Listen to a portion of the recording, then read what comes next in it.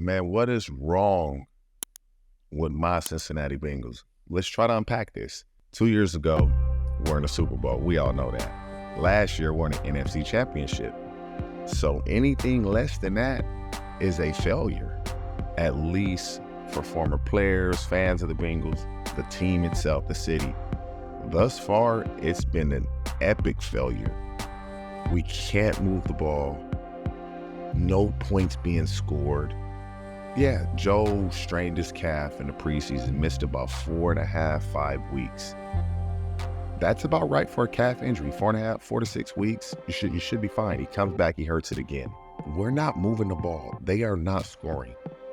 And when you look at it, averaging just over 12 points a game. Joe Burrow, Ja'Marr Chase, T. Higgins, Tyler Boyd. That can only give you 12 points a game. 12.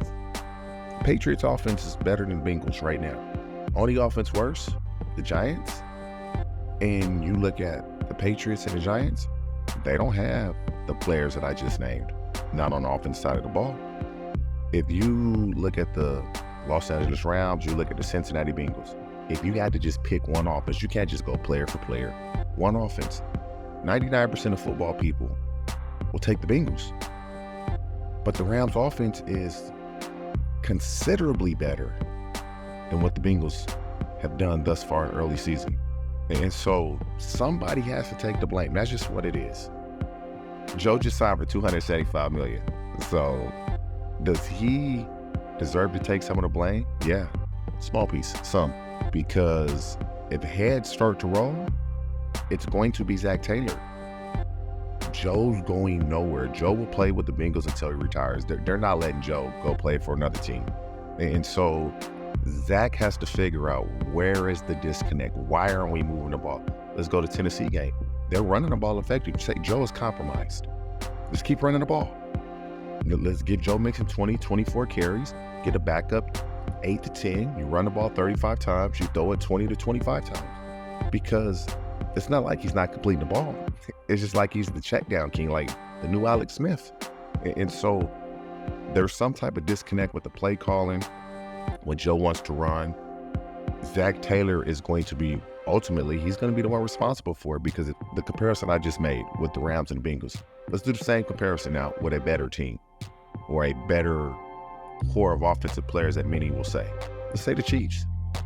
If you just had to take one complete offense, the Chiefs or the Bengals, I would probably say many football people, 60-40, 55-45, would probably take the Bengals.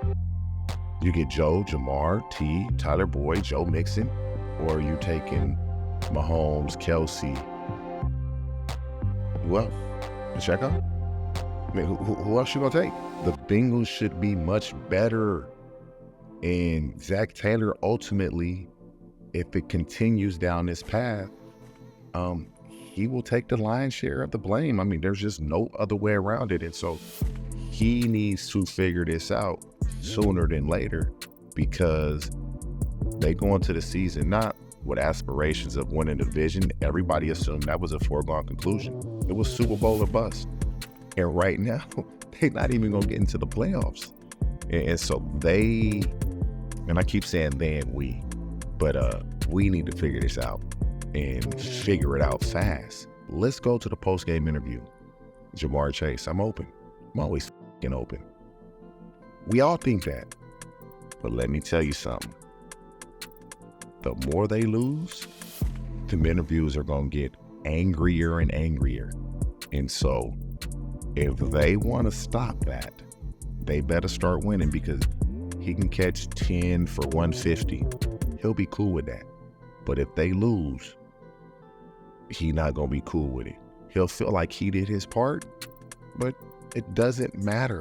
And so they better figure this out, because you're going to have your best players showing a side in them that you haven't seen, because they've experienced success. When I say they, Joe, T. Higgins, Ja'Marr Chase, since they've come into the league, all they've done is they just won. They haven't experienced this type of adversity.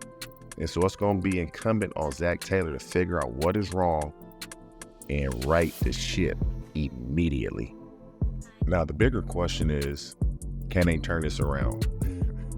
I'm just a believer, man. I'm always optimistic, glass half full instead of half empty. I think they can turn it around. You have the players. You've been there. You've done it. You just got to make that effort. You got to just put the work in. And I'm talking from the coaching staff on down. When you have the type of firepower that they have, I'm just a believer in, if we get to clicking, we can turn it around. And so I'm an optimist. I say they turn it around.